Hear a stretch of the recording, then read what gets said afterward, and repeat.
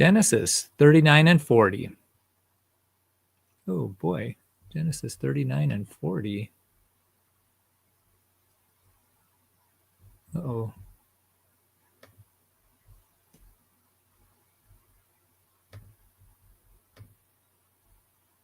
There we go. Genesis 39.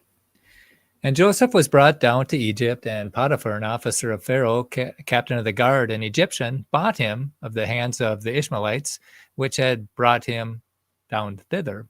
And the Lord was with Joseph, and he was a prosperous man, and he was in the house of his master, the Egyptian.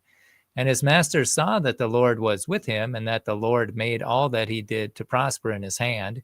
And Joseph found grace in his sight, and he served him. And he made him overseer over his house, and all that he had he put in his hand. And it came to pass from the time that he had made him overseer in his house, and over all that he had, that the Lord blessed the Egyptian's house for Joseph's sake. And the blessing of the Lord was upon all that he had in the house and in the field. And he left all that he had in Joseph's hand, and he knew not aught he had, save the bread which he did eat. And Joseph was a goodly person and well favored. And it came to pass after these things that his master's wife cast her eyes upon Joseph, and she said, Lie with me. But he refused and said unto his master's wife, Behold, my master wotteth not that is my master wotteth not what is with me in the house, and he hath committed all that he hath to my hand. There is none greater in the house than I, neither hath he kept back anything from me but thee, because thou art his wife. How then can I do this great wickedness and sin against God? And it came to pass, as she spake to Joseph day by day, that he hearkened not unto her to lie by her, or to be with her. And it came to pass about this time that Joseph went into the house to do his business, and there was none of the men of the house there within. And she caught him by his garment, saying, Lie with me. And he left his garment in her hand and fled, and got him out.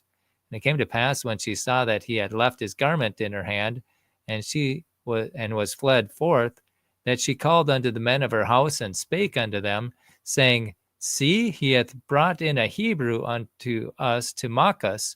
He came in unto me to lie with me, and I cried with a loud voice. And it came to pass, when he heard that I lifted up my voice and cried, that he left his garment with me and fled, and got him out. And she laid up his garment by her until the Lord came home. And she spake unto him, accusing to these words, saying, The Hebrew servant which thou hast brought unto us came in unto me to mock me. And it came to pass, as I lifted my voice and cried, that he left his garment with me and fled out. And it came to pass, when his master heard the words of his wife, which she spake unto him, saying, After this manner did thy servant to me, that his wrath was kindled. And Joseph's master took him and put him into the prison, a place where the king's prisoners were bound, and he was there in the prison. But the Lord was with Joseph, and showed him mercy, and gave him favor in the sight of the keeper of the prison. And the keeper of the prison committed to Joseph's hand all that the prisoners that and the keeper of the prisoner committed to Joseph's hand all the prisoners that were in the prison, and whatsoever they did there, he was the doer of it. The keeper of the prison looked not to anything that was under his hand, because the Lord was with him, and that which he did, the Lord made it to prosper. Okay. Genesis chapter 40. And it came to pass after these things that the butler of the king of Egypt and his baker had offered their lord, the king of Egypt. And Pharaoh was wroth against two of his officers, against the chief of the butlers and against the chief of the bakers. And he put them in ward in the house of the captain of the guard into the prison, the place where Joseph was bound. And the captain of the guard charged Joseph with them, and he served them, and they continued a season in ward. And they dreamed a dream, both of them, and each man his dream in one night, each man according to the interpretation of his dream, the butler and the baker of the king of Egypt, which were bound in the prison. And Joseph came in unto them in the morning, and looked upon them, and behold, they were sad.